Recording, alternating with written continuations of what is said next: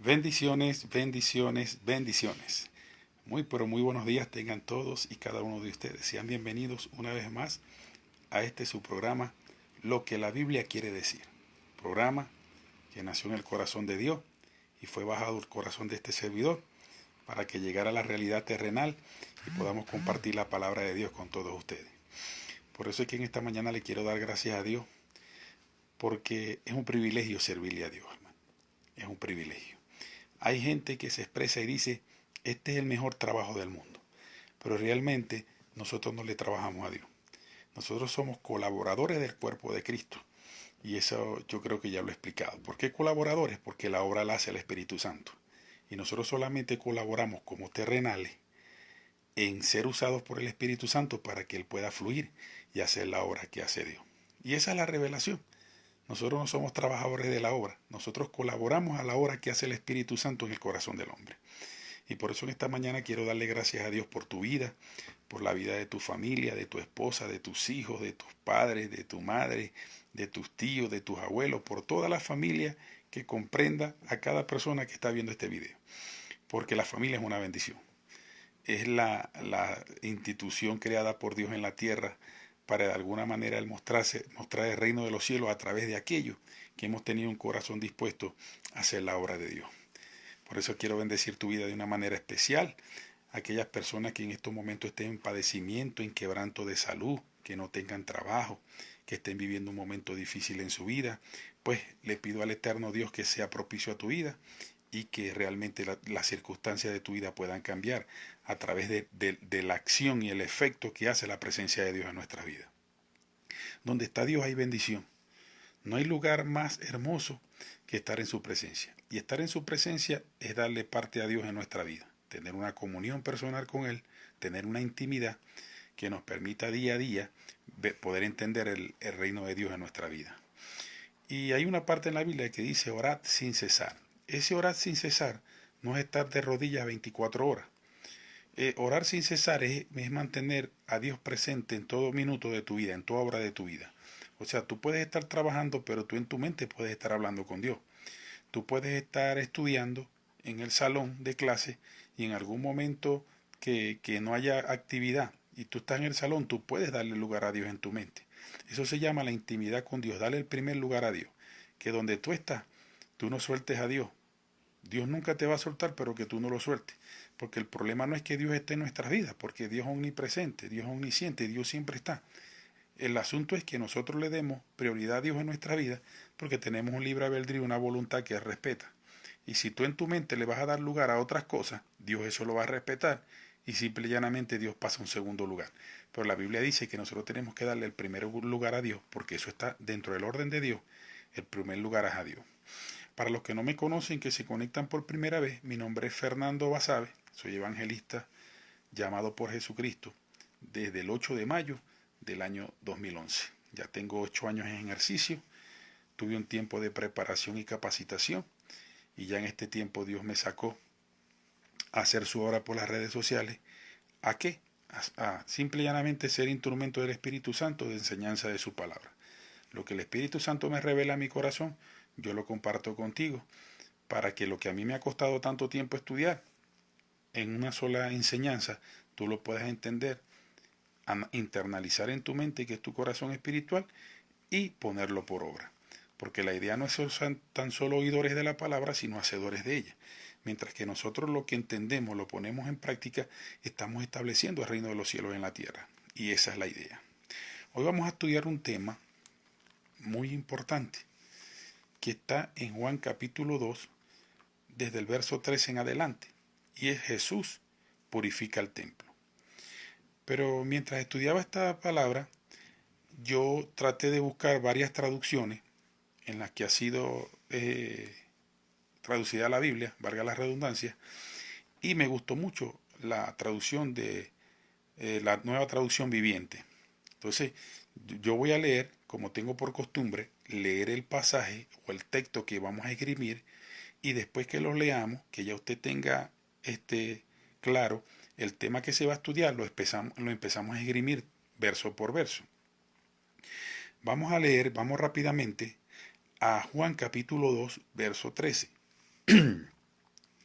y dice de esta manera: Jesús purifica el templo. Aquí vamos a tener una enseñanza tremenda, hermano. Vamos a ser proclives a lo que es la congregación, donde se congregan los santos para hacer el culto a Dios, y vamos a tener una inclinación a nosotros como templo del Espíritu Santo. Dice así: estaba cerca la Pascua de los judíos y subió Jesús a Jerusalén. Esta es la Reina Valera 1960.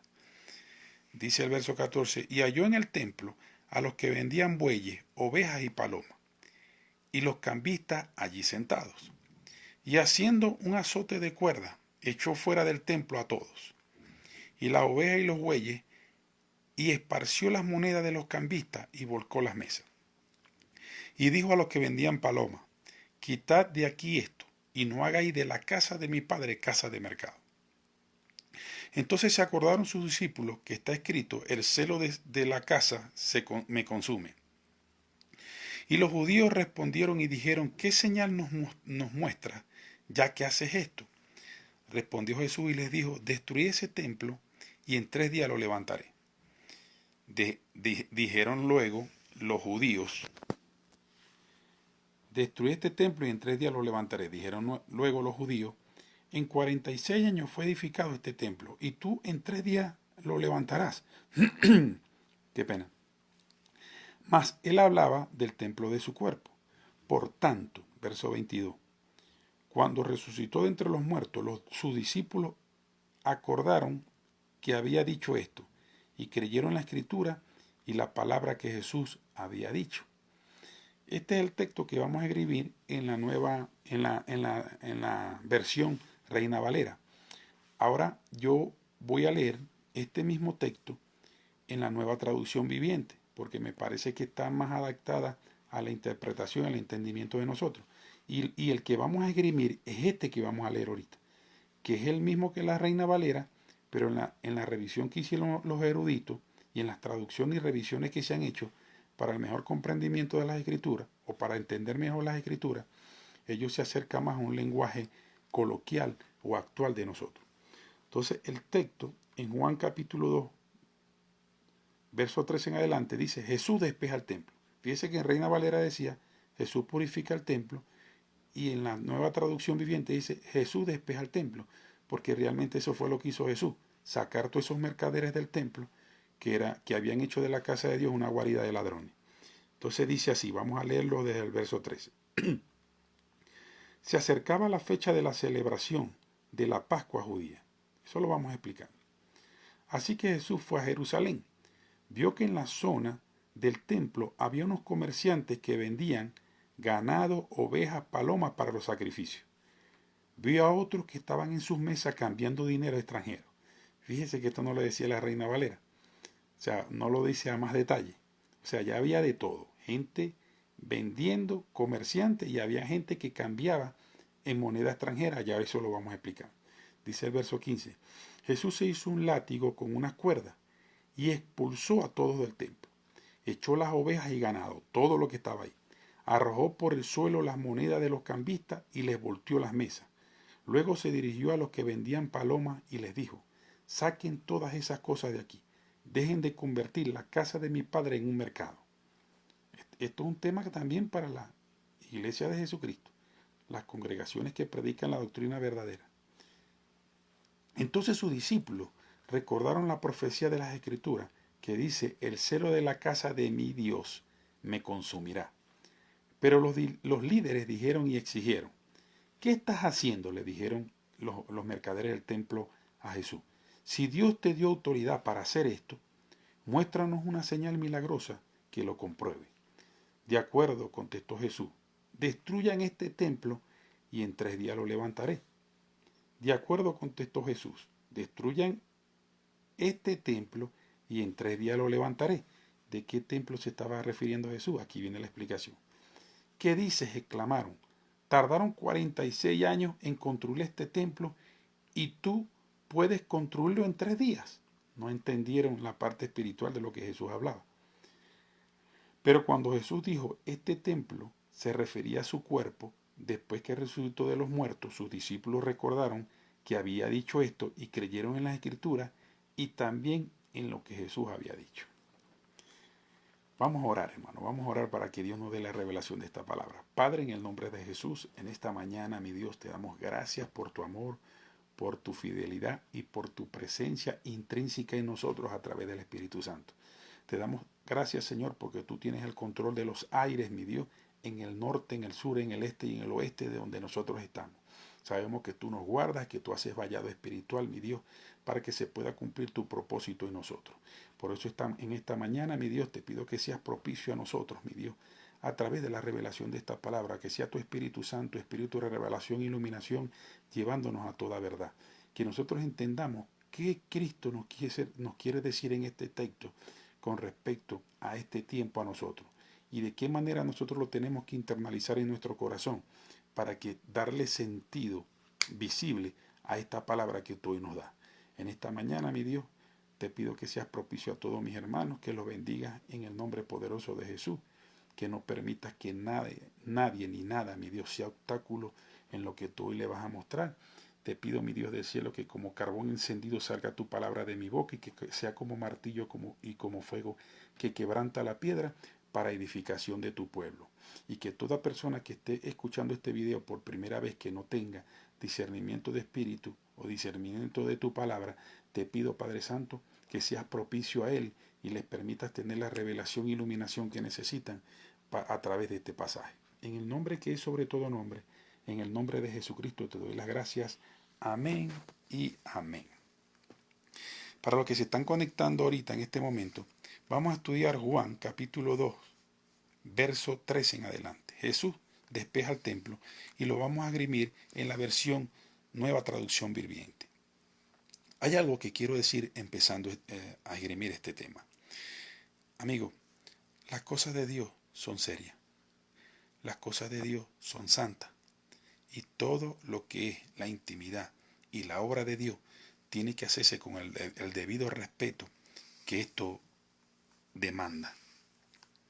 Hay cosas que nosotros hemos notado que están ocurriendo aún en la iglesia de Jesucristo, en las congregaciones donde han sido destinadas como casa de oración de Dios, que son incorrectas. Y estas cosas muchas veces vienen de la iglesia universal, de la iglesia tradicional, que es la iglesia católica. Y yo quiero dar una explicación sobre esto. Hace unos meses yo vi un video en Facebook de un varón de acá de Colombia que fue a Roma y tuvo la oportunidad de visitar la Catedral de San Pedro en Roma, que es el lugar donde propicia las misas oficiales el Papa. Y en ese video, ese varón, lejos de tener gozo, alegría de estar en ese lugar, él montó el video simple y llanamente para mostrar una verdad que muchas personas no quieren ver. Él se expresó de esta manera y dijo: qué triste que un lugar que ha sido destinado para Dios se vea el comercio como estandarte y bandera, se vea la parte económica como lucro y no el alma del hombre. Él expresó que ahí se paga hasta por la arena que se llevan los zapatos. Yo en verdad yo nunca he ido para allá y no creo que vaya tampoco. Pero el varón expresó que cobran por todo, cobran por sacarse fotos con las partes de la Catedral de San Pedro, cobran por entrar, por fuera pues miles de personas comercializando estampitas de virgen, estampitas de todo tipo. Entonces él dice que lamentablemente una persona que no tenga dinero, una persona que esté viviendo un momento difícil y quiera de pronto llegar a ese lugar a tener un encuentro personal con Cristo, no lo va a poder hacer porque si no tiene dinero no puede entrar. Y es muy triste escuchar eso de la Iglesia Universal y que el Papa se preste como supuestamente máxima autoridad de la Iglesia Católica a que ese lugar que según ellos es templo de adoración y alabanza a Dios se preste para mercadería, tal cual como lo que hoy vamos a estudiar. Entonces, viendo el pasaje que acabamos de leer y que vamos a comenzar a esgrimir, vamos a comenzar por el verso 13 y vamos a dejar que sea el Espíritu Santo que nos muestre una realidad en ese tiempo, hace 2000 años, que vivió Jesús en el templo que supuestamente era de adoración a Dios y alabanza a Dios y que se está viviendo hoy día en la Catedral de San Pedro. Y si soy sincero, hay muchas congregaciones cristianas evangélicas de otras denominaciones que tienen por costumbre hacer vendimia y hacer venta de comida y de enseres, todo con el fin de recolectar dinero para la obra de Dios. Pero yo creo que si esas cosas se van a hacer, tienen que ser ordenadas. Y yo en mi humildad y en mi poco conocimiento que tengo de las cosas de Dios, porque por bruto que sea, hermano, en 12 años en el Evangelio algo he aprendido, voy a tratar de decir o de expresar lo que yo considero más correcto que se debe hacer en la casa de Dios si se quieren hacer este tipo de comercio. O sea, que son totalmente aparte del culto a Dios. El culto a Dios es llegar, alabar y glorificar a Dios, la lectura de la palabra, esgrimirla, estudiarla para que los santos puedan crecer y demás. Pero aparte de eso, todo lo que se haga tiene que hacerse con orden y que no vaya a ser ocasión de los demás, de caer de los demás, porque la Biblia dice que una gran nube de testigos está alrededor de nosotros. Entonces procedemos a estudiar. Juan capítulo 2, verso 13 en adelante. Dice de esta manera: se acercaba la fecha de la celebración de la Pascua judía, así que Jesús fue a Jerusalén. ¿Qué era la fiesta de Pascua, hermano? Era la celebración que hacía el pueblo de Israel cada año, donde ellos festejaban de alguna manera o, o recordaban cuando Dios los sacó de la cautividad de Egipto. Cuando Dios los sacó de la cautividad de Faraón y los mandó al desierto, que ellos recibieron esa libertad gloriosa de ya no ser oprimidos por los egipcios, Dios puso en el corazón de ellos que ellos celebraran cada año eso como una fiesta de reverencia a Dios, de gratitud a Dios por haberlos librado del yugo de Faraón. O sea, quiere decir, era una fiesta en el buen sentido de la palabra, que es lo que nosotros hacemos como cristianos hoy cuando celebramos la Santa Cena.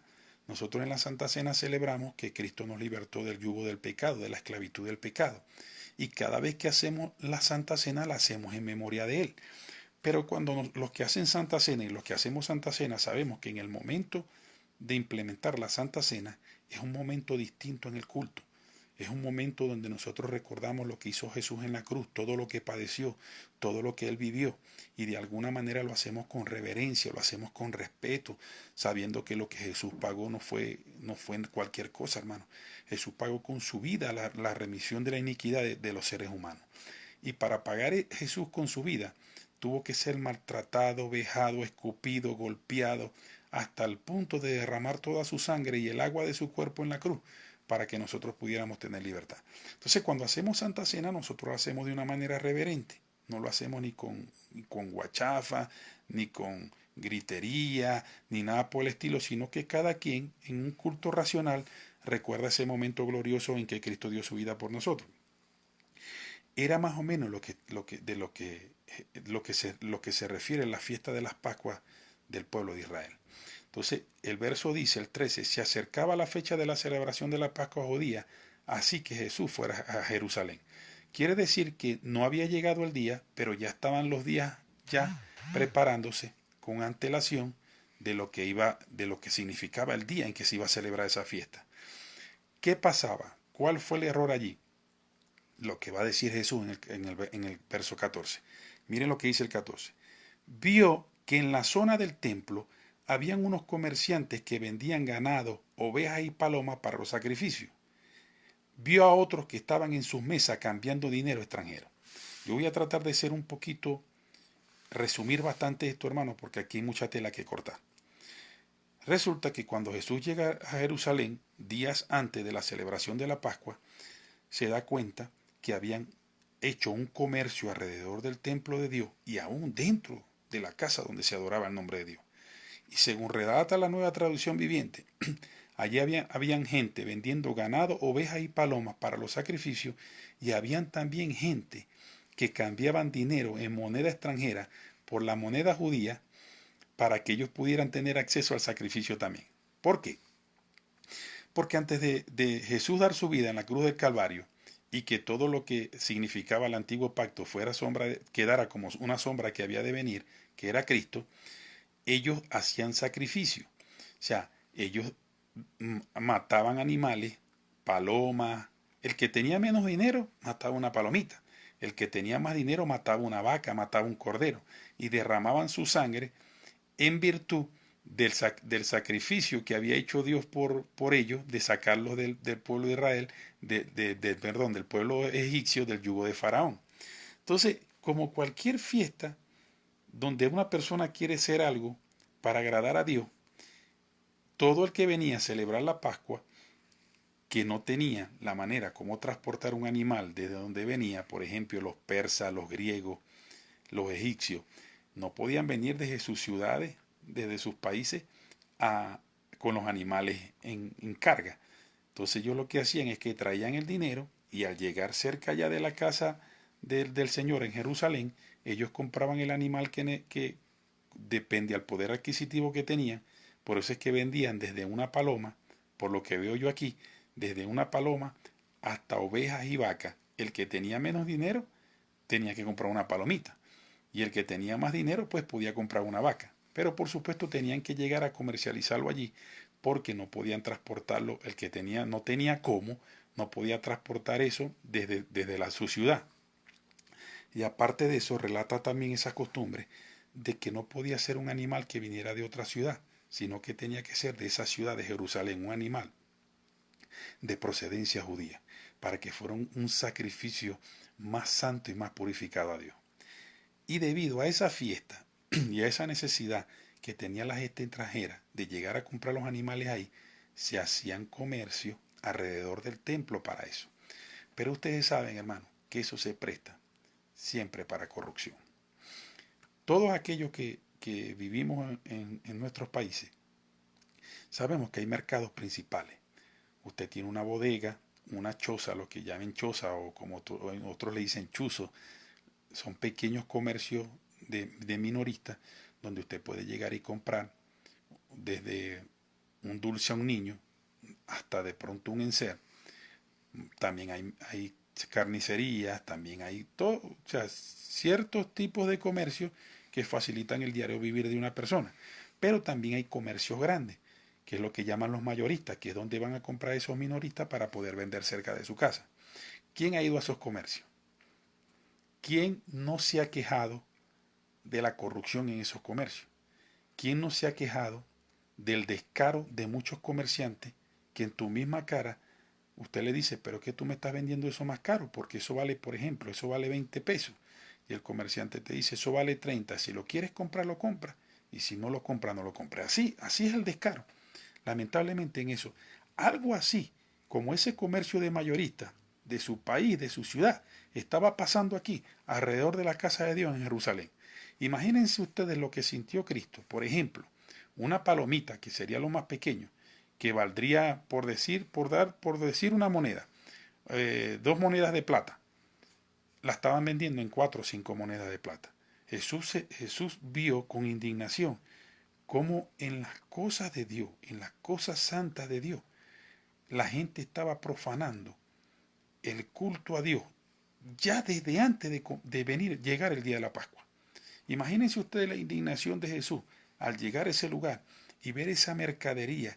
Habían cambistas, hermano, habían gente, lo que llaman, se puede decir que habían prestamistas también, gente que te prestaba dinero para que compraras el animal de sacrificio y después le tenías que pagar con intereses después del día de la Pascua.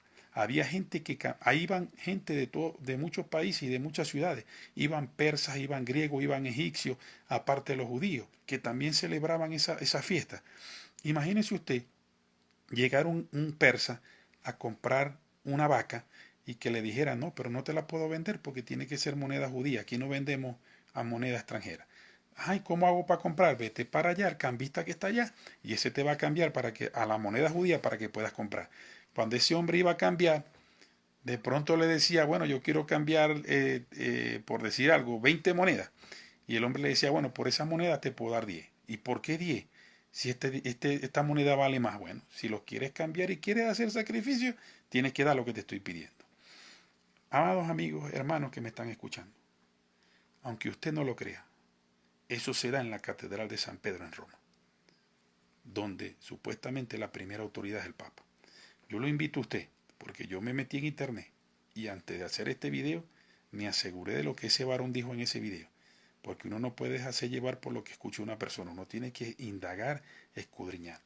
Y en la Catedral de San Pedro, si usted no tiene para pagar la entrada, no entra, man. Para usted sacarse una foto con alguno de los ídolos que ellos tienen dentro de esa congregación, allá hay gente, gente preparada, pendiente, que todo el que va a hacer algo, epa, eso vale tanto. Te tiene que ir para allá, comprar, venga con el ticket para que lo pueda hacer. Dígame usted, ¿cuál es la diferencia de la Catedral de San Pedro con esto que estaba pasando en Jerusalén, alrededor del templo de Dios? ¿Y por qué le digo que es muy parecido a la Catedral de San Pedro? Porque de esta situación que se estaba viviendo alrededor de la casa de Dios en Jerusalén, el sacerdote, el sumo sacerdote era Caifás. Y ese Caifás estaba al tanto de todo lo que ella estaba pasando. Pero se hacía como Shakira, ojos ciegos, oídos sordos y dale para adelante. Que a nosotros lo que nos interesa es sacar provecho de esta fiesta antes de la celebración para que a nosotros nos quede nuestra mascada. ¿Cómo han hecho de las cosas de Dios mercadería y cómo se están llenando? Y ahora voy a la parte evangélica, a la parte cristiana, donde estamos los hijos de Dios, que es la parte que a mí me compete. Para que usted vea que este es un programa que es imparcial. Así como lo voy a decir de la Catedral de San Pedro, lo voy a decir ahora de las congregaciones de nosotros, de las iglesias de nosotros. ¿Cómo es posible que usted llegue a una congregación donde se le hace culto a Dios? Y yo he visto y he escuchado, hermano, he escuchado cuando están haciendo mercadería. ¿Quién da más? ¿Quién da 1.000.000 de pesos para Dios? ¿Quién da 500.000 pesos para Dios? ¿Quién da hasta en dólares, hermano? Usted se mete en internet y ve los videos. Y hay un hombre, un pastor gordo, él que yo no sé ni cómo se llama, ni quiero saber cómo se llama tampoco, porque ni siquiera sé si lo voy a ver algún día en las bodas del Cordero, donde ese hombre está pidiendo $500, después pide gente que dé $400, después pide gente que dé $300. Esto no es profanar el templo de Dios. Esto no es profanar el lugar donde ha sido destinado para casa de oración de los santos a Dios, de alabanza y de adoración a Dios. Esa mercadería, esa pediría de dinero, de plata, pareciera que fuera para Dios, porque ellos dicen, ¿cuánto le van a dar a Dios? ¿Quién le va a dar? Ellos nombran a Dios, que es espíritu, como si Dios fuera propicio a esa mercadería que ellos están haciendo. Hermano, arrepiéntanse de su pecado. Arrepiéntanse. Porque si ustedes no se arrepienten de esa mercadería, la cual Cristo reprendió fuera del templo de Jerusalén y adentro del templo de Jerusalén, ustedes van a ir también al lugar que ya ustedes saben que van a ir, que ni siquiera lo quiero nombrar. Entonces, viendo el verso capítulo 14 de Juan capítulo 2, dice, vio que en la zona del templo habían unos comerciantes que vendían ganado, ovejas, palomas para los sacrificios. Vio a otros que estaban en sus mesas cambiando dinero extranjero. Dice el verso 15. Jesús hizo un látigo. Mire lo que Jesús hizo para esta gente. Y es lo que Jesús va a hacer para usted si no se arrepiente. Porque Dios no castiga ni con vara ni con palo, hermano, sino con su Santo Espíritu. Y si Dios reprende estas cosas de la gente que no lo conoce, que hace estas cosas por desconocimiento, ¿cuánto más Dios no va a corregir y va a reprender a aquel que lo está haciendo con pleno conocimiento de que esta palabra está escrita aquí? Dice, Jesús se hizo un látigo con unas cuerdas y expulsó a todos del templo. ¿Por qué lo sacó? Porque estaban haciendo cosas en el templo de Dios que no eran de Dios ni para Dios. Cuando usted está pidiendo desmedidamente plata en la congregación, vendiendo milagros, porque se hacen fiadores de Dios, da tanto para Dios, ven al altar y siembra. Ahí tienen enlace. Ahí tienen enlace. Esas maratónicas que ellos hacen cada 3 meses. ¿Qué es eso? Eso es mercadería por las cosas de Dios. Están profanando. ¿Qué significa profanar? Deshonrar, violar y hacer contrariamente las cosas de alguna cosa o de alguien. En este caso, cuando traemos la palabra profanar a las cosas de Dios, es deshonrar el nombre de Dios. Es profanar, es ser irreverente a lo que real, al motivo real para el cual se hacen las cosas de Dios. Es como si usted fuera para una congregación donde se alaba a Dios y usted fuera con una camisa sin manga y con un short. Si usted va porque es la única ropa que usted tiene y usted está en una condición de miseria que no le permite tener nada, usted no está profanando a Dios porque usted no tiene más con qué cubrirse. Pero si usted teniendo una mejor ropa, con decoro, con la que usted puede ir al culto, usted se va de esa manera, usted está irrespetando a Dios. Porque usted teniendo una mejor ropa para llegar a un lugar donde se reúnen los santos a adorar a Dios y darle lo mejor a Dios, usted está yendo como le da la gana vestido. Otra cosa, hay personas en las congregaciones que llega una persona vestida en esa condición y de una no la dejan entrar. Usted tiene que preguntar por qué vienes vestido así, por qué no vienes con una mejor ropa. Si esa persona dice que no tengo más, es lo único que tengo, estoy en una condición de vileza y de pobreza que no tengo cómo comprar más ropa, de verdad que es la única que tengo, usted tiene que dejarlo pasar, porque todo el pecado es una condición del corazón. O sea, si yo pudiendo hacer lo bueno no lo hago, me es contado por pecado. Pero si yo pudiendo hacerlo, no teniendo cómo hacer lo bueno, no teniendo cómo irme vestido de una manera con decoro a la iglesia, claro, tampoco desnudo, pero por lo menos si yo voy cubierto, pero voy con una ropa en condición de miseria, porque no tengo más, como las personas que andan en indigencia en la calle, usted tiene que dejarlo entrar, porque esa persona está trayendo lo que puede traer para Dios, o está trayendo lo mejor de su alma, pero no tiene cómo cubrirla bien porque no tiene con qué. Entonces, esas son cosas que nosotros tenemos que analizar y que internalizar en nuestro corazón. Y por eso que tenemos que ser cristianos entendidos, maduros. Y por eso en la puerta no podemos poner jóvenes. En la puerta de una congregación tiene que estar gente madura, gente capacitada, gente que le pueda dar un recibimiento correcto a una persona que llega por primera vez. Entonces Jesús hizo un látigo con unas cuerdas y expulsó a todos del templo, los sacó, los echó. ¿Por qué? Por irreverentes, por profanadores de las cosas de Dios. Dice, vuelvo a leer, dice, bueno, el 16 dice, no, vamos a leer el 15 otra vez. Jesús se hizo un látigo con unas cuerdas y expulsó a todos del templo. Echó las ovejas al ganado, arrojó por el suelo las monedas de los cambistas y les volteó las mesas. Verso 16. Luego se dirigió a los que vendían palomas y les dijo, saquen todas esas cosas de aquí, dejen de convertir la casa de mi padre en un mercado. ¿Saben por qué hay una diferencia entre los que vendían ganado y los que vendían palomas? Y se refiere primero a un grupo y después a los que vendían palomas. Vamos a leer otra vez, dice, luego se dirigió a los que vendían palomas y les dijo, saquen todas esas cosas de aquí, dejen de convertir la casa de mi padre en mercado. ¿Saben por qué? Porque la persona que menos tenía solamente podía, cuando mucho, comprar una paloma, que eran los que menos pudientes. Y a esos eran los que le estaban dando más duro. Como le digo, cuando una palomita valía 1, 2 monedas de plata, se la estaban vendiendo 6 y 8. O sea, estaban siendo más duros con los que no tenían que con los que tenían. Qué increíble, ¿no? Cualquier cosa parecido a la realidad es pura coincidencia. ¿Cómo se mueve la economía del mundo? Así, hermano. El que tiene más va a tener más. Y el que tiene menos va a tener menos. ¿Por qué? Porque hay esos espíritus de esos mercaderes, esos espíritus de usurería, de avaricia, de codicia, es lo que reina ahorita en la economía de este mundo. Por eso es que usted ve que hay países muy pobres que no salen de la pobreza y hay países muy ricos que no salen de la riqueza, que cada día son más ricos, porque suprimen al pobre. Y parece que fuera mentira, pero es una realidad.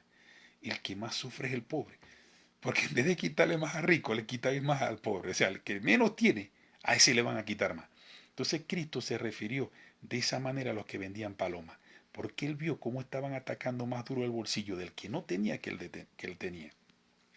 Entonces el verso 17 dice, entonces sus discípulos recordaron la profecía de las Escrituras que decía, el celo de la casa de Dios me consumirá.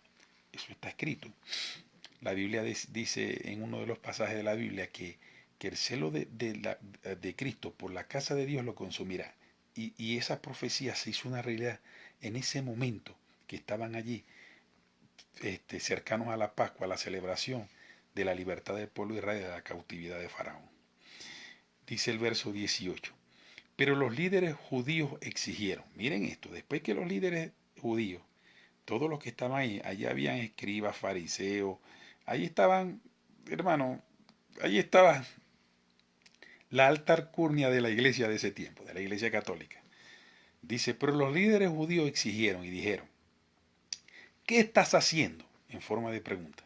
Si Dios te dio autoridad para hacer esto, muéstranos una señal milagrosa que lo compruebe. O sea, aquí se ve el descaro, hermano. El descaro de una persona desentendida totalmente de las cosas de Dios, de la reverencia que hay que tener y el respeto a las cosas de Dios. Para ellos, eso era normal. ¿Cuántos cardenales hay en la catedral de San Pedro?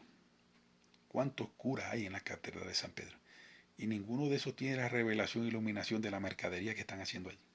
Aún peor, pastores, ministros de las congregaciones, que están viendo la mercadería que se hace desde los púlpitos, pidiendo dinero aparte del diezmo, que no es nuevo testamentario. Eso algún día lo vamos a explicar. Hoy día se da ofrenda, como dice Pablo, como cada quien proponga en su corazón.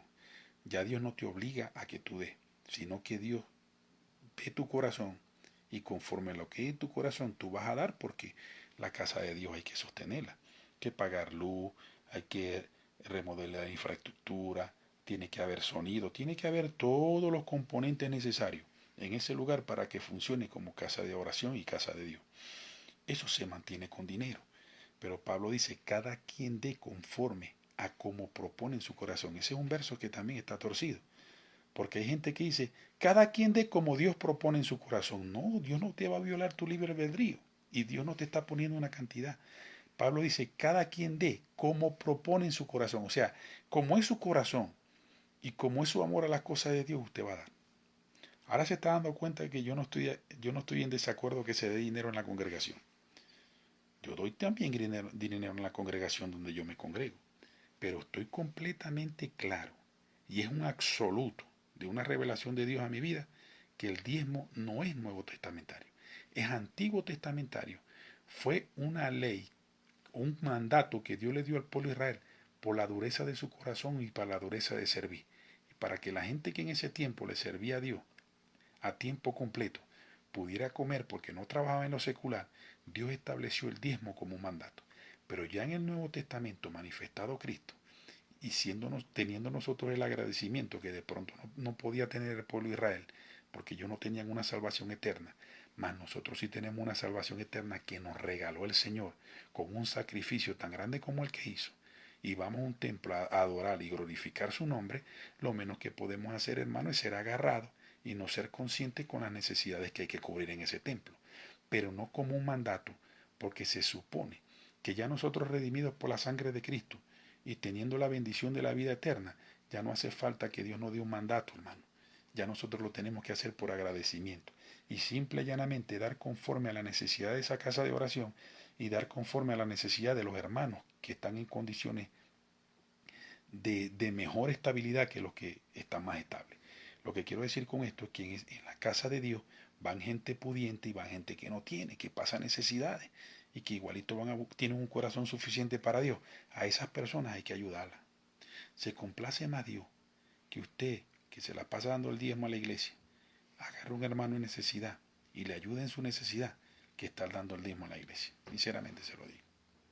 Y hay un pasaje bíblico en la Biblia que dice, cuando hagas banquete, no invites a tu familia, no invites a tus amigos y no invites a aquellos que de alguna manera te pueden retribuir lo que tú estás haciendo.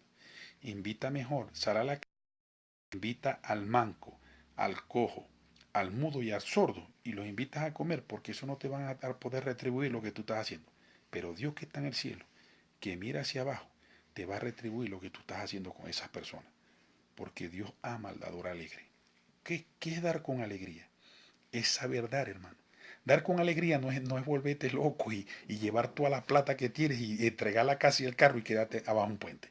Eso no es dar con alegría, porque después te va a dar tristeza. Dar con alegría es dar con entendimiento, dar con sabiduría, que cuando tú das esa plata, tú sabes que eso está destinado a lo que Dios demanda en su palabra. ¿Por qué ustedes creen que hay tantos pastores y tantos ministros que nunca fueron nadie económicamente hablando y ahora tienen tanta plata y tanto dinero? En estos días yo vi en Facebook una familia pastoral de aquí de Bogotá. Ellos andan por Roma, por allá. Fueron para la catedral del hermano Wesley y todo. ¿Cómo hacen ellos para viajar tanto? Y se van toda la familia. Dejan un pastor encargado. Se van a viajar, se lanzan una semana, 2 semanas viajándose, dándose vida. De hecho, se compran ropa como si fueran de allá, con sus gorritos de allá. Algo increíble. ¿Cómo hacen ellos para poder viajar tanto y darse esos lujos? Viajan en limusina hacia los cultos, tienen guardaespaldas. ¿Cómo hacen ellos? ¿Con el dinero de quién? De la mercadería que hacen en el templo, hermano. Y la gente incauta, como esa gente que iba a ofrecer ese sacrificio de sangre recordatorio de la Pascua que había librado al pueblo de Israel de la cautividad de Faraón, esa gente también era incauta, porque esa gente llegaba a entregarle la plata a esos mercaderes del templo, que eran unos sendos ladrones, unos sendos ávaros y codiciosos, que no eran justos, porque si ellos estuvieran vendiendo bajo justicia las cosas que vendían para el sacrificio a Dios, Cristo no los hubiese sacado a palo como lo sacó del templo y de los alrededores del templo. O sea, es increíble las palabras que utilizó Cristo. Le dijo, salgan de aquí, porque la casa de mi padre es casa de oración, no es cueva de ladrones. ¿Por qué cueva de ladrones? Porque estaban robando. ¿Cuánta plata, hermano? ¿Por qué ustedes creen que hay servicios eclesiásticos de cristianos donde nada más sirven el altar el esposo, la esposa y los hijos? Y todo lo que tenga que ver con su familia. Si la hija se casa con un hombre, ese hombre lo meten al culto. Si el hijo se casa con una muchacha, esa muchacha la meten al culto. Para que todo quede entre la familia. ¿Y quiénes son los incautos? Los tontos que están abajo. La grey que está abajo, que está creyendo en ellos y poniendo los ojos en los hombres. En estos días volvió un supuesto apóstol, que dice ser apóstol y no lo es, volvió de una supuesta gira que hizo por Estados Unidos. Qué raro que no hizo la gira por allá por África. Por allá, por eso, por Israel, por Palestina. Hizo una gira por Estados Unidos. De 3, 4 meses dándose la vida por allá, hermano.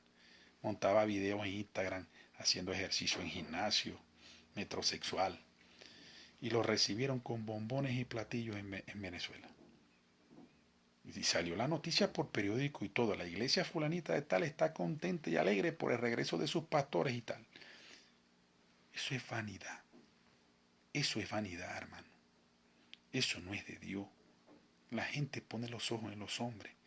Y la Biblia es clara cuando dice, puesto los ojos en Cristo, el autor y consumador de la fe. Usted dirá, pero si usted es evangélico, ¿por qué usted está nombrando la iglesia católica y usted está nombrando la iglesia cristiana? Porque es hora de que nosotros abramos los ojos, abramos nuestros ojos espirituales, nuestro entendimiento. El pueblo no puede seguir siendo incauto. El pueblo tiene que entender lo que es de Dios y lo que no es de Dios. Es necesario que nosotros podamos pesar los espíritus y sepamos qué espíritu es de Dios y qué espíritu no es de Dios. Para que un cristiano evangélico se haga millonario a través del culto a Dios, es porque los que están abajo son ignorantes, no entienden las escrituras, no las ponen por obra y no se dan cuenta que esos que están arriba, lo que están haciendo, y ellos abajo, como los nicolaitas estaban siempre arriba y el pueblo abajo, ese pueblo nunca crecía, siempre eran enanos espirituales. ¿Por qué usted se convierte en un enano espiritual? Porque usted siempre tiene los ojos puestos en el hombre y como usted tiene una idolatría hacia el hombre, usted no está viendo la necesidad de crecer usted para que Dios lo use también. Cuando yo llegué a la congregación, que yo me convertí a Cristo, lo primero, yo recuerdo claramente esas palabras cuando yo le dije, Señor, si yo te voy a seguir y si yo te voy a servir, muéstrame el camino en que debo andar, porque yo no voy a ser como muchos evangélicos, que pasan toda la vida con la Biblia bajo el brazo y uno nunca los ve que crece, nunca los ve, la misma cobatica, el mismo chalequito, y nunca crecen en nada, y uno habla con ellos vacío, seco, viven con una espiritualidad prestada, con un espíritu de orfandad, como si Dios no fuera su Padre. Y yo me propuse en mi corazón cuando llegué, yo voy a ver cuál es el propósito que Dios tiene conmigo y qué es lo que Dios quiere hacer a través de mí. Y yo me acuerdo que yo llegaba al culto en la iglesia en Maracaibo donde yo me congregaba y yo miraba al pastor predicar y yo decía, yo sé que yo algún día voy a estar ahí. Yo sé que yo algún día voy a predicar esta palabra. porque yo sabía que estaba estudiando y que en cualquier momento la revelación, la iluminación iba a tomar mi vida y el don de predicación tenía que empezar a brotar. Pero lo que había en mi corazón era el amor por predicar la palabra de Dios, pero no predicarla como yo la escuchaba, predicarla como dice la Biblia, así como yo estoy enseñando aquí. Créame que como yo enseño, prácticamente igual predico, pero a veces el mensaje de salvación, no es una enseñanza escritural, verso a verso, como lo estoy haciendo ahorita. Porque las personas es necesario confrontarla con su pecado, ¿verdad? Que la persona entienda su verdadera condición delante de Dios para que pueda obrar la salvación y tener vida eterna. Pero aquí nosotros estamos enseñando la Biblia. Entonces, después de cerrar este paréntesis, vámonos a la explicación de la pregunta que hicieron los escribas y fariseos y los mercaderes del templo y lo que Cristo respondió. Dice, porque los líderes judíos exigieron, ¿qué estás haciendo? Si Dios te dio autoridad para hacer esto, muéstranos una señal milagrosa que lo compruebe. Mire la respuesta de Jesús. De acuerdo, contestó Jesús, destruyan este templo y en 3 días lo levantaré. Aquí hay una tremenda enseñanza. ¿Por qué de acuerdo a la pregunta que hicieron los líderes, fíjese que aquí se aparece la palabra líder? Qué tremendo, Dios es grande. La palabra líder no aparece en ninguna parte de la Biblia. Y en ninguna parte del culto a Dios se refiere a los ministros ni a ninguno como líderes, sino como colaboradores del cuerpo de Cristo. ¿Usted quiere ver dónde están los verdaderos líderes de la iglesia? Mire, dice, vamos a volver a leer, qué tremendo esto. Pero los líderes judíos exigieron, esos son unos líderes, esos bandidos que estaban ahí, que tenían parte con la comercialización de los mercaderes del templo, porque eso es un negocio redondo, hermano. Ahí los líderes judíos, los escribas y fariseos, y el mismo Caifás, que era el sumo sacerdote, se metían su porcentaje por lo que los mercaderes del templo le estaban robando a los creyentes, a los que venían a celebrar la fiesta de la Pascua. Y no se ponían el mismo día, dése cuenta, porque dice que Jesús se acercó días antes de la Pascua, o sea que cualquier cosa parecida a la realidad es pura coincidencia. Los que son de Maracaibo de Venezuela, los que son del Zulia, hoy estamos a 14 de noviembre, pero la feria de la Chinita, una feria inclinada totalmente a la idolatría que hacen en Maracaibo, supuestamente a la Virgen Chinita. No sé si usted sabe que ya la Iglesia Católica ha hecho como 30 virgen, de una sola virgen, que eso yo no sé por qué nunca lo notan, de una sola virgen, que es la Virgen María, la que dio a luz a Jesús, han hecho como 30 virgen. Virgen del Carmen, la Virgen Rosa Mística, la Virgen Chinita, y pare usted de contar. Yo creo que van como 30, 40 vírgenes, y a cada una le hacen su fiesta. La gente a veces no sé por qué no analiza. ¿Por qué la Iglesia Católica ha establecido tantas vírgenes? Falta que hagan la Virgen de la Arepa también. ¿Por qué? Porque por lo menos la Virgen de Guadalupe es el estandarte y bandera de México. La Virgen supuestamente la Chinita es la Virgen supuestamente de los zulianos. Pero yo soy zuliano y yo respeto a María, la madre de Jesús. Pero esa Virgen Chinita yo no tengo nada que ver con ella, porque yo soy seguidor de Cristo, yo predico a Cristo, a mí nadie me está hablando aquí predicando a la Virgen. Entonces, ellos han establecido un estandarte y bandera de la Virgen, moviendo la susceptibilidad del ser humano a través de una mujer y decir que es María, madre de Jesús. ¿Saben para qué? Miren para acá. Miren para acá, para ver si se ve bien. Para lucro financiero. Vaya ahorita para Maracaibo, alrededor de la basílica donde celebran las fiestas de la Chinita, y mire a ver desde cuándo están vendiendo estampitas, desde cuándo están vendiendo rosario, desde cuándo están vendiendo afiches, desde cuándo ellos empiezan desde octubre, hermano. La mercadería fuera del templo de la basílica hasta el 19, 18 de noviembre, que celebran el día supuestamente de la Virgen. Dígame usted una cosa, aquellos que son de México que celebran la Virgen de Guadalupe, que tienen también el Día de la Virgen de Guadalupe y también celebran esa fiesta. No es igual a esto del templo que está pasando aquí. Jesús se acercó a Jerusalén, cerca del templo, días antes de que se celebrara la Pascua. Y días antes que se celebrara la Pascua había una mercadería vendiendo lo que la gente necesitaba para establecer el sacrificio a Dios, como agradecimiento a lo que había hecho Dios por el pueblo de Israel cuando lo sacó de la cautividad. ¿Qué diferencia tiene esto?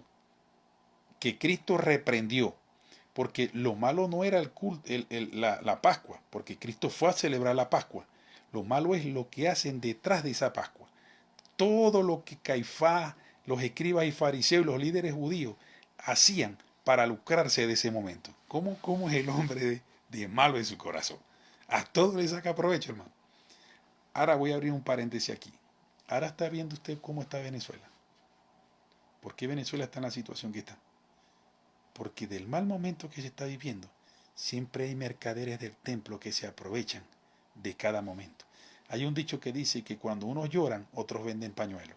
Así de sencillo. Cuando unos lloran, otros venden pañuelos. Fíjense, una persona llorando en condición de tristeza por algún momento malo que está viviendo y nunca falta alguien que le llegue, mira, no quieres comprar un pañito para que te seque las lágrimas, sacándole provecho al momento. Eso no es de Dios. Eso no agrada a Dios. Entonces, estos bandidos, líderes judíos, tuvieron el descaro de decirle a Jesús, ¿qué estás haciendo? Claro, se le estaba metiendo con el negocio, hermano. Se le estaba metiendo con su negocio. Si Dios te dio autoridad para hacer esto, para acabar con esta ceremonia antes de la Pascua, porque lo llaman hasta ceremonia, por decir algo, muéstranos una señal milagrosa que lo compruebe. Dice el verso 19, de acuerdo contestó Jesús, destruyan este templo y en 3 días lo levantaré. ¿Sabe por qué Jesús le dijo eso? Porque le dijo, atrévanse a matarme por lo que estoy haciendo. Le dijo, atrévanse a matarme. Dijo, para que vean la señal que ustedes están demandando. Que si ustedes destruyen este templo, refiriéndose a él, porque no crean que para Jesús fue fácil, hermano. Llegar a Jesús es como si usted fuera, mire, yo voy a hablar de Maracaibo porque yo soy de allí y los que me están escuchando me van a entender. En Maracaibo, en el mercado principal, hay una parte que se llama Las Pulgas, que supuestamente es un mercado donde venden económico y venden muy barato. Ahí hay tremenda corrupción y hay tremendos bandidos, porque mire, usted tira una bomba en las pulgas y nada se pierde. Porque ahí lo que hay es la maldad pura, droga, ahí venden de todo, ahí venden de todo. Usted va a encontrar de todo, pero tiene que llevar mucho dinerito. Vaya a querer acabar con el negocio de las pulgas. Vaya a querer acabar. ¿Quiénes van a saltar? La mafia. La mafia va a saltar a querer matarlo, a querer sacarlo a usted de allí, porque usted no le va a acabar el negocio donde ellos se están lucrando. Estos líderes judíos eran la mafia que vendía esa mercadería. Jesús no se estaba enfrentando a cualquiera. Estaba enfrentando a gente mala, gente maquiavélica, hermano, gente de malos pensamientos, porque para hacer una mercadería basándose o con respecto a las cosas de Dios hay que ser bastante malo, porque definitivamente no tienes temor de Dios.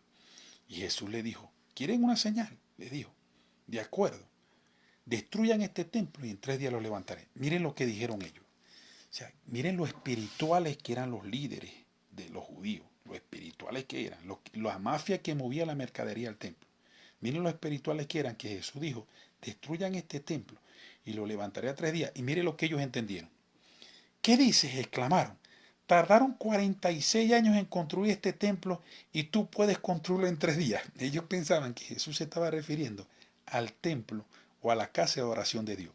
Y aquí abro otro paréntesis. Así son los católicos. Los católicos creen que Dios está en 4 paredes. Por eso es que usted no se da cuenta que los católicos pasan por una iglesia y se hacen la señal de la cruz. ¿Por qué se hacen la señal de la cruz? Ese es el saludo que le dan a Dios que está metido en las 4 paredes. La gente católica que pasa frente a la iglesia, que se hace la señal de la cruz, se la hace como un saludo a Dios. ¡Epa Dios, ¿cómo está? Y como si Dios estuviera en 4 paredes. Y dice la Biblia que ya Dios no mora en templo hecho por manos de hombre. Ya Dios, a través del Espíritu Santo, mora en el corazón del hombre que es capaz de recibir a Cristo en su corazón y reconocer el sacrificio que él hizo. Mire, señor católico, cuando usted se hace la señal, hay muchos que no lo saben, lo hacen por costumbre, pero cuando usted se hace la señal de la cruz frente a la iglesia, usted está saludando supuestamente al Dios que está metido ahí. Pero la Biblia dice que Dios no mora en casas hechas por manos de hombre. Estos líderes judíos, estos bandidos, estos fariseos, estos farsantes, eran la mafia que movía la mercadería ante la fiesta de la Pascua. Y fue a los que Cristo reprendió y les dijo, han hecho de la casa de mi Dios guarida de ladrones. Imagínense la indignación de Jesús. Y dice que ellos dijeron, tardaron 46 años, o tardamos, porque a lo mejor hasta se incluyeron. Tardaron 46 templo y tú puedes construirlo en 3 días. Y mire lo que dice el 21. Pero cuando Jesús dijo, este templo, se refería a su propio cuerpo. O sea, Jesús allí les dijo, atrévanse a quererme matar. ¿Saben por qué Jesús se refirió a él como templo? Porque en él moraba Dios, hermano. En él sí estaba Dios. Ahí sí estaba Dios, no en lo que ellos estaban haciendo. Él dijo, ¿quieren destruir este templo? Destrúyanlo y en 3 días lo levantaré. ¿Por qué se refirió al templo? Pues porque es el templo ahora donde mora Dios. Dios mora en el hombre, en el espíritu del hombre. Este cuerpo que yo tengo es el contenedor, son las 4 paredes donde ahora Dios mora. Dios no mora en unas 4 paredes hechas por manos de hombre. Sáquese de la cabeza de que Dios está metido como un hombre durmiendo dentro de las 4 paredes esperando que usted llegue los domingos. Eso es falso. Entonces dice el verso 22, para terminar ya y dar una breve sinopsis de lo que hemos hablado. Dice, después que resucitó de los muertos, sus discípulos recordaron que había dicho esto y creyeron en las Escrituras y también en lo que Jesús había dicho. Pregunto, Jesús le dijo a ellos, allí, los que somos estudiosos de la Biblia, le dijo, danos una señal de que tú tienes autoridad para destruir esta mercadería santa que hay para Dios aquí. Y él le dijo, ¿quieren una señal? Destruyan este templo y en 3 días lo levantaré. ¿Se cumplió o no se cumplió? ¿Destruyeron ellos el templo o no lo destruyeron? ¿Quiénes mataron a Jesús? Ellos mismos. Los escribas, los fariseos, los líderes judíos. Esos mataron a Jesús. Y al 3er día lo levantó. ¿Les cumplió la profecía o no la cumplió? Eso es un verdadero varón de Dios. Eso es un verdadero profeta. Profeta que habla antes de que las cosas sucedan y Dios lo respalda, dándole un hecho real a lo que él está diciendo. Ahí Jesús actuó como un profeta. Ellos terminaron destruyendo más adelante el templo, pero a los 3 días lo levantó.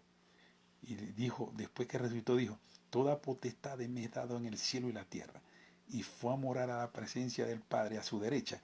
Y hoy día Jesús gobierna los corazones de todos aquellos que hemos decidido darle nuestra vida a Dios. Qué tremendo es esto, hermano. Entonces, la sinopsis que quiero hacer con respecto a esta escritura es la siguiente.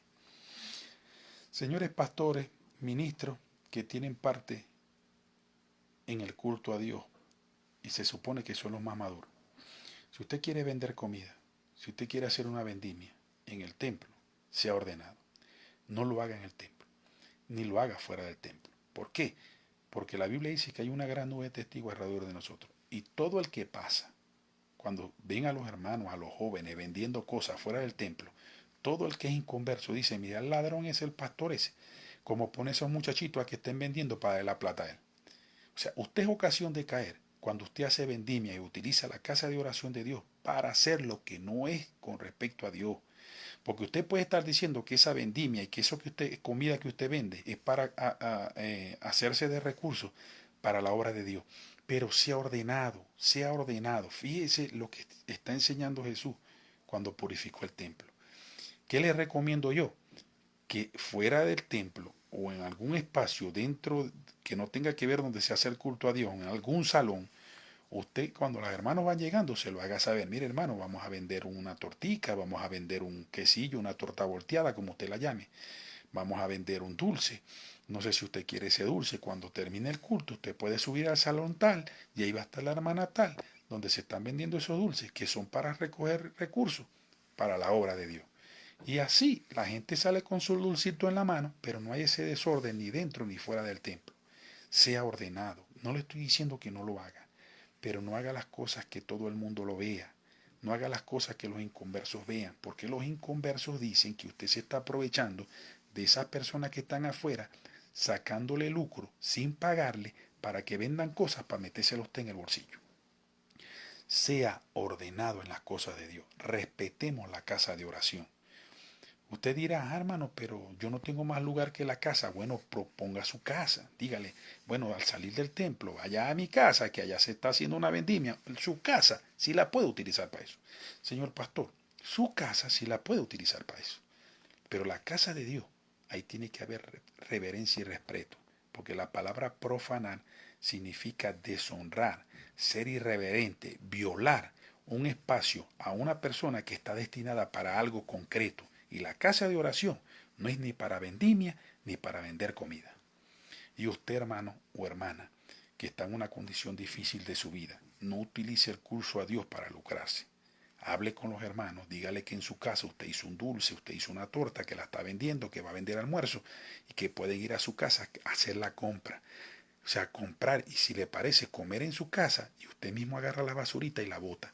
Pero no agarre el templo de Dios para eso, porque el templo de Dios es casa de oración. Cristo dijo, la casa de mi padre es casa de oración es.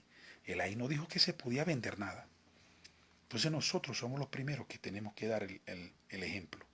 Y nosotros tenemos que hacer las cosas como debe ser para Dios en el orden que Dios los quiere. Señor, que se hace llamar Papa Francisco, si este video llega a usted, aquí le está hablando un siervo de Dios, del Dios Altísimo, un hijo de Dios, que no tengo ninguna duda que el Espíritu Santo mora dentro de mí. Usted tiene la autoridad y la potestad ahorita de acabar con esa mercadería que está en la Catedral de San Pedro. Qué triste es que eso, en vez de ser una casa de oración para Dios, una casa donde se alabe y glorifique el nombre de Dios, ustedes han hecho una mercadería de la Catedral de San Pedro. Ese muchacho que hizo ese video mostró y dijo con indignación que ahí el que no tenga dinero, mejor que no vaya, porque eso es lo que es un área comercial en el nombre de Dios para lucro del Vaticano y de la Iglesia Católica. Y si eso es mentira, Papa Francisco, salga de la catedral del templo y mire o asómese desde su balcón lo que están haciendo allá abajo. La gente que se está lucrando de eso y los cardenales que lo apoyan a usted que se están lucrando de eso. Porque a lo mejor usted no, porque usted tiene bastante plata allá, guarda en el Vaticano. Pero los cardenales, como Caifás y los líderes judíos, se están metiendo una bola de billete, un poco de plata a raíz de eso, en el nombre de Dios, profanando el nombre santo de Dios. Un nombre que dice la Biblia, y la Biblia enseña que no hay que tomarlo en vano. Tomar en vano el nombre de Dios es utilizar el nombre de Dios para cosas vanas, como lucrarse por medio del culto a Dios. Ahora sí me está entendiendo, Papa Francisco, lo que le quiero decir. Hermanos cristianos, hijos de Dios, el lugar que ha sido destinado como casa de Dios y puerta del cielo, donde se alaba y se glorifica el nombre de Dios, no lo tomemos como casa y guarida de ladrones. No es un lugar para lucrarse, ni para vendimias, ni para vender, y mucho menos para del púlpito estar pidiendo dinero y estar siendo fiadores de milagros de Dios a través del dinero que la gente dé. Esas personas que van corriendo y le tiran la plata y los sobres a los predicadores en el pie, usted está haciendo de eso una guarida de ladrones y está haciendo de la casa de oración de Dios, la está profanando y está haciendo guarida de ladrones, porque ese dinero que usted está tirando en los pies es para lucrarse ellos. ¿Sí me está entendiendo, hermano? Dicha esta palabra, revelada y iluminada, ya nosotros podemos entender a qué vamos nosotros a la casa de Dios. ¿Sabe a qué vamos? Dice Cristo, la casa de mi Padre, casa de oración es. Nosotros vamos a orar, a glorificar, a adorar el nombre de Dios. A eso vamos. Si usted no tiene dinero, vaya igual, porque para eso es esa casa, para adorar y glorificar el nombre de Dios. Ahí no se está demandando dinero, y mucho menos en el tiempo de la gracia, donde la Biblia dice, cada quien dé como propone en su corazón. Si usted no tiene nada, no va a poder dar nada. Vaya y dé lo mejor que tiene para Dios, que es su corazón. Y hermano y hermana que me está escuchando, no sea incauto, no sea tonto, no se deje arrancar su dinero. Ese dinero que usted gana es santo porque Dios se lo da. Utilícelo para las cosas santas. No se lo deje robar, porque maquiavélicamente y con estratagema de hombre, mucha gente se está aprovechando de eso. Habiendo estudiado esta palabra bendita de Dios que nos lleva a toda verdad, ¿cómo ilumina la palabra? Por eso es que el rey David decía, lámpara es a mis pies tu palabra y luz en mi camino. Definitivamente David estaba claro. El que está en la palabra está en lo que es. El que no está en la palabra cae como un incauto. Y por el desconocimiento de la palabra, el desconocimiento de la palabra no lo exime de caer como un tonto a los pies de los vivos. Cuando usted estudia la Biblia, cuando usted estudia palabra, y usted internaliza en tu corazón esto, y lo pone por obra, y le pide al Espíritu Santo que le permita manifestar esa palabra que usted lee. Ay, hermano. Dígame ¿usted cree que un predicador me va a robar a mí? ¿Usted cree que uno que se hace llamar ministro de Dios, que definitivamente no son ministros, esos son los líderes, Los líderes de lo que habla esta palabra. Dice, y los líderes judíos le dijeron a Cristo, ¿quién te dio autoridad para hacer esto? No utilice la palabra líder en la iglesia. La palabra líder la utiliza la iglesia católica. Los líderes de la iglesia católica son el papa y los cardenales y todo el clero que lo rodea. En la iglesia cristiana no hay líderes. En la iglesia cristiana hay servidores de Cristo, colaboradores del cuerpo de Cristo, que hombro a hombro trabajan para el crecimiento y edificación del cuerpo de Cristo, que es la grey. Colaboradores, ahí no hay líderes. Y termino con esto. Cuando Pedro y los apóstoles estaban discutiendo quién era de ellos el mayor, ellos dijeron, ¿quién es el mayor después del Señor? No, soy yo, no soy yo, no soy Juan, no soy Judas, no soy este, y soy este. Estaban discutiendo ahí. Y Cristo, que los escuchó discutiendo quién era el líder después de él, Cristo le dijo, ¿por qué vosotros contendéis quién es el mayor? En ese aspecto estaban peleando quién era el líder, o quién era el primero después de Cristo, o el segundo después de Cristo. Y él dijo, ¿por qué vosotros contendéis quién es el mayor?